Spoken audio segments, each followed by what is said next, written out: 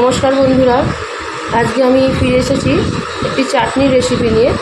আমরা তো অনেক ধরনের চাটনি খেয়ে থাকি, মিক্সড ফ্রুট চাটনি বা অনেক ধরনের চাটনি, আমের। আর আজকে তার থেকে একটু ভিন্ন টাইপের, মুখের স্বাদ পাল্টানোর জন্যে, স্বাস্থ্যের পক্ষে উপকারী এরকম একটি জিনিস নিয়ে চাটনি করতে আমি চাটনি দেখাতে এসেছি। পেঁপে তো আমরা অনেকেই খেতে চাই না, তা সেই দিয়ে যদি চাটনি করা যায় তাহলে কেমন লাগে।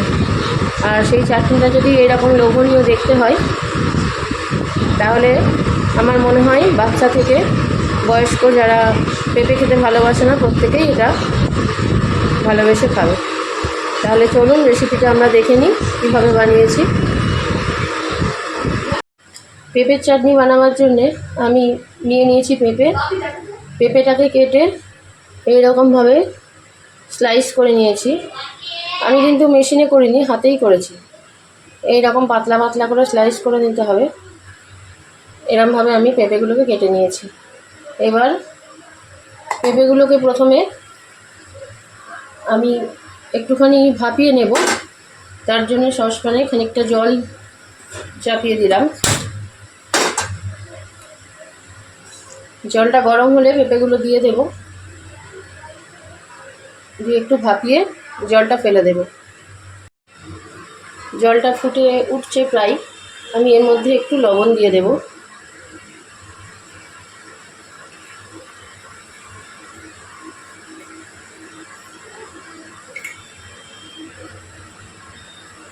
এবার এই জলের মধ্যে পেঁপেগুলো দিয়ে দেব।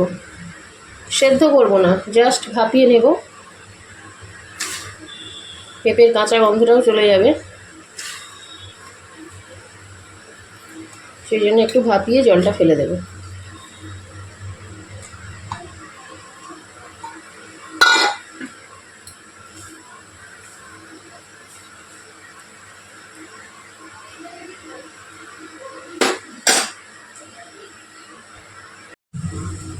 এই যে জলটা পুরো ফুটেছে, পেঁপেগুলো ঠিক এই পর্যায়ে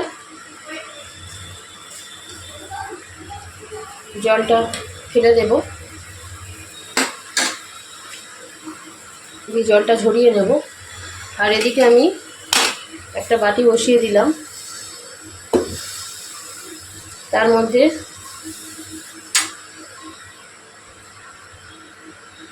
দিয়ে দেব চিনি।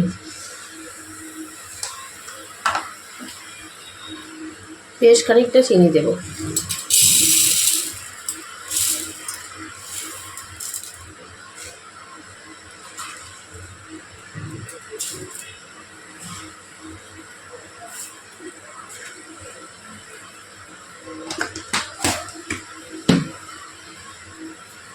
সামান্য একটু জল দিয়ে দেব যাতে চিনিটা ভালো গলে যায়। চিনিটার রস তৈরি হওয়া পর্যন্ত একটু ভাজতে লাগবে। চিনিটা প্রায় গলে এসছে, একটু সামান্য সামান্য দানা আছে।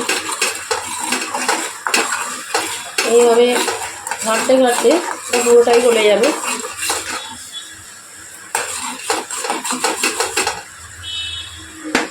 এবার এর মধ্যে আমি দিয়ে দেব কিছু কাজু কিশমিশ।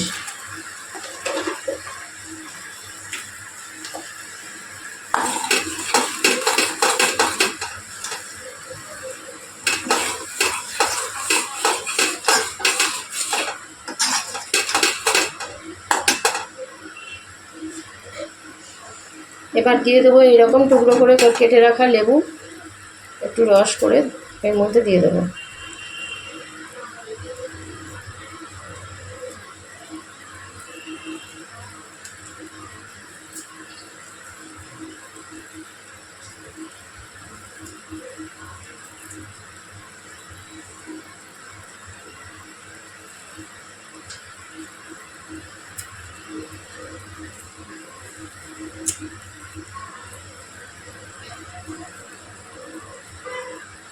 লেবুর রসটা দিলে কি হবে, এই রসটাও ঘন হয়ে জমাট বেঁধে যাবে না, আর পেঁপের যেহেতু নিজস্ব কোনো টক ভাব নেই, সেই জন্যই তাতে একটু টক ভাব আসবে, চাটনির মতো টক ভাব আসবে।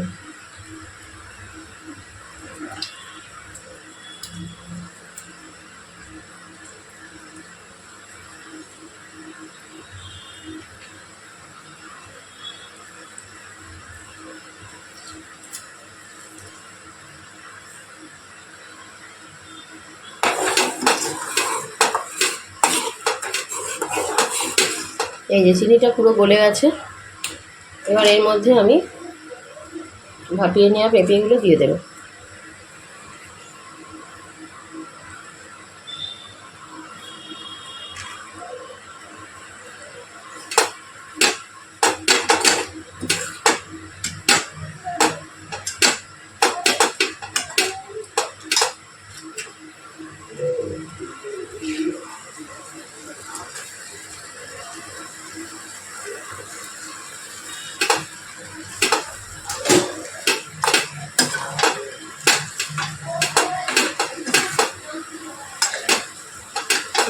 এইভাবে একটু রসের মধ্যে পেঁপেগুলো ফুটিয়ে নেব।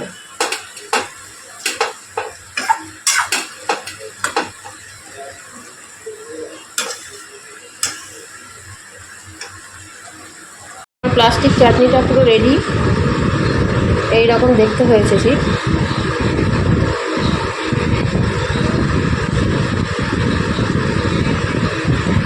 আপনারা অবশ্যই একবার ট্রাই করে দেখবেন।